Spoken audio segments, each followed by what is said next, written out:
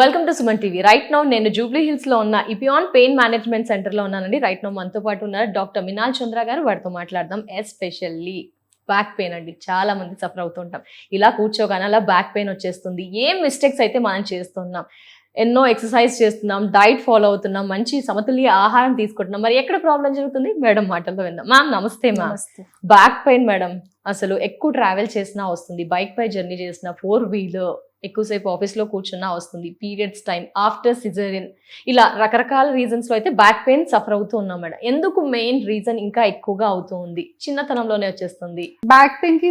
మీరు చెప్పారు చాలా మంది reasons. yes madam, posture reason అంటారా? పోస్చర్ రీజన్ ఉంది, తర్వాత హార్మోనల్ రీజన్స్ ఉంది, మీ లైఫ్ స్టైల్లో డిపెండ్ అవుతుంది. మీ స్మోకింగ్ చేస్తే బ్యాక్ పెయిన్ కి ఛాన్సెస్ చాలా ఎక్కువ ఉంది. మీ డీహైడ్రేట్ ఉంటే మీన్స్ మంచిగా రెగ్యులర్ ఇంటర్వల్స్ లో వాటర్ తగ్గిపోతే కూడా ఉంది. ఏంటి వాటర్ తక్కువ తాగితే కూడా? Yes, dehydration is the main cause of disc degeneration. ఓకేనా? అండ్ ఇప్పుడు రిసర్చెస్ ప్రకారం 33% ఆఫ్ యాక్టివ్ స్మోకర్స్ లో definitely there will be back pain. Smoking తో వి రిలేటెడ్ టు క్యాన్సర్, కానీ smoking will cause back pain. Alcohol కూడా, but smoking and dehydration are the main cause of డైలీగా. తర్వాత ఇది post pregnancy మీరు చెప్పారు కదా, అన్ని హార్మోన్స్ జాయింట్స్ లో ఎఫెక్ట్ అవుతుంది. So SI joint reason is very common. తర్వాత software they will sit and do chase the deadlines కదా, బ్యాడ్ పోస్చర్, బ్యాడ్ చైర్, ఇది చాలా రీజన్స్ ఉంది. తర్వాత మీరు హెవీ లిఫ్టింగ్ వర్కర్స్ ఉంటే జిమ్ లో విదౌట్ వార్మప్ ఇది లిఫ్ట్ చేస్తే అగైన్ డిస్క్ ప్రాబ్లమ్ కి ఛాన్సెస్ ఉంది. ఓకే, ఫెసెట్ జాయింట్ ఉంది. మీరు చెప్పారు కదా ఎక్కువ డ్రైవింగ్, చాలా మంది మార్కెటింగ్ పర్సన్స్ ఉన్నారు కదా, బైక్ డ్రైవింగ్ చాలా ఎక్కువగా ఉంది, ప్రతిరోజు 50-60 కిలోమీటర్స్. సో ఫెసెట్ జాయింట్స్ ఉంది, చిన్న చిన్న జాయింట్స్ ఉంది బ్యాక్ లో. సో ఫెసెట్ జాయింట్ ప్రాబ్లం వల్ల కూడా బ్యాక్ పెయిన్ కి రీజన్స్ చాలా కామన్. ప్రాపర్ మ్యాట్రెస్ లేకపోతే కూడా వస్తుందా మేడం? చాలా మంది నిద్రలో అమ్మో పట్టుకుంది అంటారు, దీని వల్ల బ్యాక్ సఫర్ అవుతుంది. మ్యాట్రెస్ లో ఏ మ్యాట్రెస్ ఏ పేషెంట్స్ కి కరెక్ట్ గా తెలుస్తుంది ఐడియా లేదు, because it depends upon your body type and habit. మీకు ఏ మ్యాట్రెస్ లో చైల్డ్హుడ్ నుంచి హ్యాబిట్ ఉంది, that is best for you. Okay, ఇది ఆర్థో మ్యాట్రెస్ ఉంది, నాన్ ఆర్థో మ్యాట్రెస్ ఉంది, హై మ్యాట్రెస్, లో మ్యాట్రెస్ లాగే ఏమీ లేదు మీకు. ఇది it depends upon your posture and it depends upon me comfort. Madam, continuous గా నిల్చొని లేడీస్ అంతా కుక్ చేస్తూ ఉంటారు, ఎక్కువసేపు కూర్చొని వెజిటబుల్స్ కట్ చేసుకోండి, కింద వర్క్స్ చేసుకోండి అంటున్నారు. అలా కూడా బ్యాక్ పెయిన్ వస్తుంది అంటారు మేడం, ఎక్కువసేపు నిల్చోవడం వల్ల?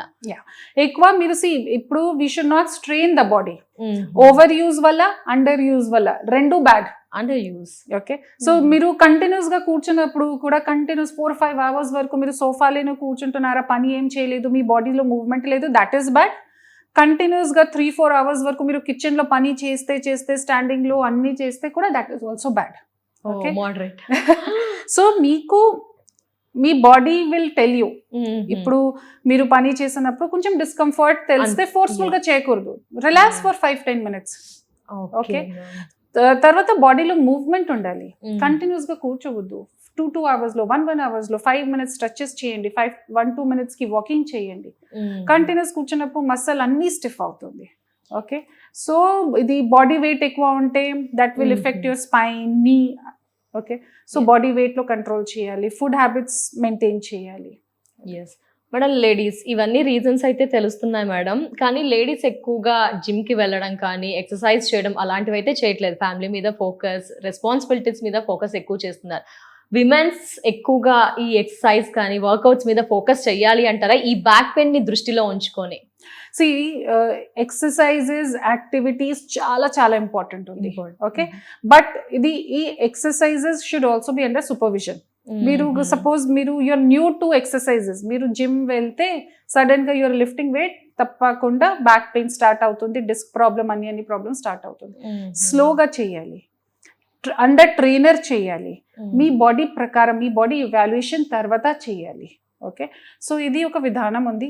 ఇది మీరు జస్ట్ ర్యాండమ్ గా ఒక రోజు జిమ్ వెళ్ళినప్పుడు చలో I will do this today, ఇది రాంగ్.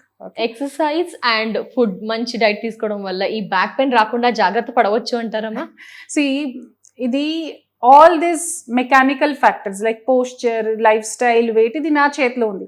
కానీ కొన్నిసార్లు డ్యామేజ్ లైక్ డిస్క్ ప్రాబ్లమ్ ఉంటే ఆర్ జాయింట్ లో ప్రాబ్లమ్ ఉంటే that is not in our hand కదా. సో ఆ టైంలో మీకు ట్రీట్మెంట్ కి అవసరం ఉంది. ఓకే, మరి బ్యాక్ పెయిన్ కి సంబంధించి నడుము నొప్పికి ఏం ట్రీట్మెంట్స్ ది బెస్ట్ గా మీరు చెప్తారు? సో ఇది మెడికల్ ఫీల్డ్ లో ఏ ట్రీట్మెంట్ బెస్ట్ ఉందో we can't tell. Treatment depends on patient to patient. Maybe ఒక పేషెంట్ కి ఒక పిఆర్పి ట్రీట్మెంట్ బెస్ట్ సూట్ అయింది, మేబీ సెకండ్ పేషెంట్స్ కి some other treatment will suit. Okay, so best solution medical field లో లేదు, but options ఉంది. So PRP ఒక option ఉంది, రేడియో ఫ్రీక్వెన్సీ అబ్లేషన్ ఆప్షన్ ఉంది, ఎపిడ్యూరల్ ఇంజెక్షన్స్ ఉంది, నర్వ్ రూట్ బ్లాక్స్ ఉంది. సో చాలా చాలా ప్రకారం ట్రీట్మెంట్ ఉంది. పేషెంట్ కి కండిషన్ బట్టి ఇవాల్యుయేషన్ ప్రకారం దెన్ చిన్న చిన్న టెస్ట్ ఉంది. టెస్ట్ చేసిన తర్వాత కోరిలేట్ చేస్తాము, ఎంఆర్ఐలో కోరిలేట్ చేసిన తర్వాత ఈ ట్రీట్మెంట్ సూటబుల్ అవుతుంది, దాని ప్రకారం ప్రోటోకాల్ ప్రిపేర్ చేస్తాం. మరి ఈ నడుము నొప్పికి పిఆర్పి అంటే ఎలాంటి సిచ్యువేషన్ లో మీరు చేసిన చాలా కేషీట్స్ ఉంటాయి, చాలా మంది పేషెంట్స్ చేస్తారు కదా, ఎలాంటి సిచ్యువేషన్ లో చేస్తారు మేడం? సక్సెస్ రేట్ ఎలా ఉంది? నడుము నొప్పి మళ్ళీ రాదు అంటారా వారికి?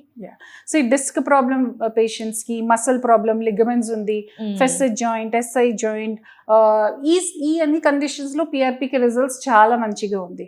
ఓకే, బట్ అగైన్ ఇది నా ట్రీట్మెంట్ తో పాటు పేషెంట్ సైడ్ నుంచి కూడా కొన్ని లైఫ్ స్టైల్ మోడిఫికేషన్, ఎక్సర్సైజెస్ అన్ని చేయాలి. ఓకే, సో అన్ని కలిపినే రిజల్ట్ అవుతుంది. జనరల్ గా ఈ ట్రీట్మెంట్ కి సైడ్ ఎఫెక్ట్స్ ఉండదు. ఓకే, సైడ్ ఎఫెక్ట్స్ తర్వాత బెడ్ రెస్ట్ ఉండదు. తర్వాత patients can go back to their work immediately. So bed rest, నా దగ్గర చాలా మంది పేషెంట్స్ ట్రీట్మెంట్ షార్ట్స్ చేసిన తర్వాత they go back to work. ఓకేనా, సో ఇది అన్ని కంఫర్ట్ ఉంది కదా, అండ్ సక్సెస్ రేట్ చాలా హై ఉంది. Okay, more than 80-90% success rate ఉంది. సో దట్ ఈస్ వై ఇప్పుడు ఇది నాన్ సర్జికల్ ప్రకారం ట్రీట్మెంట్ ఆప్ చేస్తే and then you get better results. ఎంత టైం పడుతుంది మేడం? డే కేర్ ప్రొసీజర్ ఈ పిఆర్పి అనేది ఏంటి అంటారు? పేషెంట్ కి బ్లడ్ తీస్తాను, తర్వాత నా దగ్గర ల్యాబ్ ఉంది కదా, ల్యాబ్ లో మెషిన్ లో ప్రిపేర్ చేస్తాము. తర్వాత ఎంత క్వాంటిటీ ఉండాలి పిఆర్పికి అని సెల్స్ కౌంట్ చేసిన తర్వాత that will take around 1 hour 15-20 minutes like that. And again next injection ki again 20 minutes like that. Okay, and then half an hour 1 hour observation. So total ga 2 hours 3 hours lo అయిపోతుంది, and then patients can go back. Okay, PRP చేయించుకుంటారు, మళ్ళీ మీరు చెప్పినట్టే food కానీ life style అంతా కూడా follow అవుతారు, మళ్ళీ రాదా మేడం పెయిన్ ఏమి? ఇది మోర్ దెన్ 80-90% పేషెంట్స్ లో మళ్ళీ రాదు. ఓకే, బట్ 10-20% పేషెంట్స్ కి మళ్ళీ వచ్చే ఛాన్సెస్ ఉంది. సో అగైన్ నొప్పి ఉంటే again we will see what is the problem, ఇది వేరే ప్రాబ్లమ్ ఉందా ఆర్ ముందులాగానే ప్రాబ్లమ్ ఉందా or something that have been missed or something new has come అన్ని మళ్ళీ ఎవాల్యుయేట్ చేస్తాము. Okay, thank you so much madam. Thank you, నమస్తే.